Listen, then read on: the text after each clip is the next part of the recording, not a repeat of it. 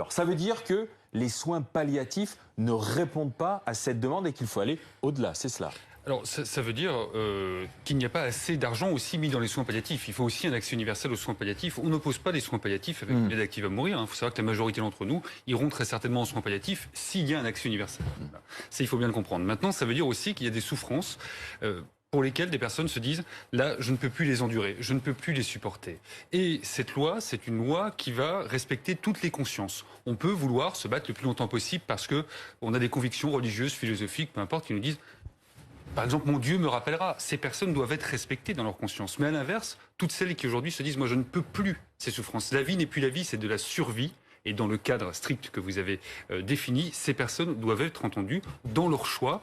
Et même si c'est bien avant la dégénérescence physique, que l'état de santé ne se dégrade, ce qu'on veut leur donner, c'est cette liberté de choisir à ce moment-là, en leur âme et conscience, en étant entouré. C'est ça. Il faut exactement la liberté de respecter le libre choix. Ah ben non, donc c'est pas une question de mots. Vous avez vos convictions et je les respecte totalement. Tout à fait. Après, il faut aussi respecter une nouvelle fois les convictions de tout le monde. J'ai pas de vérité, j'ai pas de certitude. Personnellement, je pense que vous en avez très certainement. Moi, je n'en ai pas. Donc je ne sais pas ce que je voudrais. Je ne sais pas. In fine, comment ça se passera. Mais ce champ des possibles doit être offert. C'est donner cette dernière liberté. Mais c'est une dernière de choisir liberté, sa mort et à quel moment on veut en finir.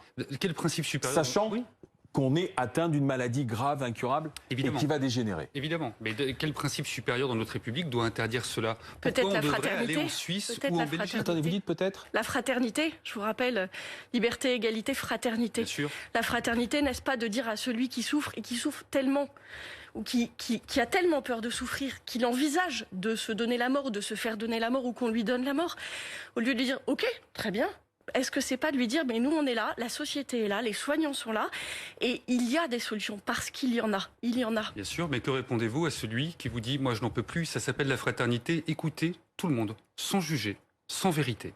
C'est ça la fraternité, et c'est une loi d'égalité, c'est une loi de liberté, et c'est une loi de fraternité. Ça, il faut bien le comprendre.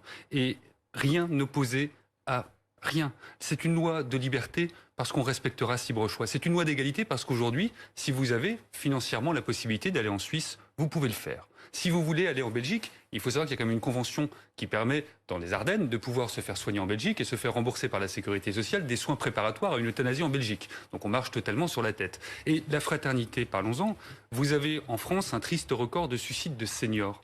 Mais les gens se suicident violemment parce que la maladie, ils ne la supportent plus et que dans notre pays, on ne leur propose pas tous les choix. Les soins palliatifs, vous faites un travail formidable. Bravo. Nous, on s'est battu pour qu'il y ait un vrai plan de soins palliatifs. Mais ça ne répond pas à tout le monde. Ça ne répond pas à toutes les souffrances. Il faut simplement l'accepter sans jugement. Mais comprenez-vous bien, vous vous battez pour une conviction qui vous est propre. Et je me bats pour ouvrir un champ des possibles collectivement. Je n'oppose pas l'aide active à mourir avec les soins palliatifs. Et je veux que vous soyez respectés dans votre conscience. Parce qu'il faut qu'il y ait cette clause de conscience qui dit qu'un médecin, si ce sont ses convictions, ne doit pas faire le geste. Par contre, il devra évidemment trouver un autre médecin. Mais une nouvelle fois, cette loi, moi je peux entendre, on est contre avec des raisons, mais je voudrais comprendre qu'est-ce qu'elle enlève. C'est pas dans le but de tuer, c'est dans le but de soulager. La sédation profonde et continue jusqu'au décès n'est pas dans le but de tuer et de soulager. Excusez-moi, mais quand on altère votre conscience, plus d'hydratation, plus d'alimentation, on attend que vos reins soient touchés.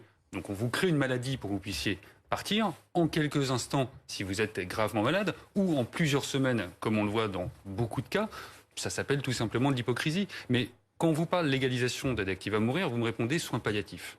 Mais je me bats pour un accès universel aux soins palliatifs. Je n'oppose pas les deux et je n'arrive pas à comprendre pourquoi, à chaque fois, les soins palliatifs veulent opposer ce débat et le choix de chacun.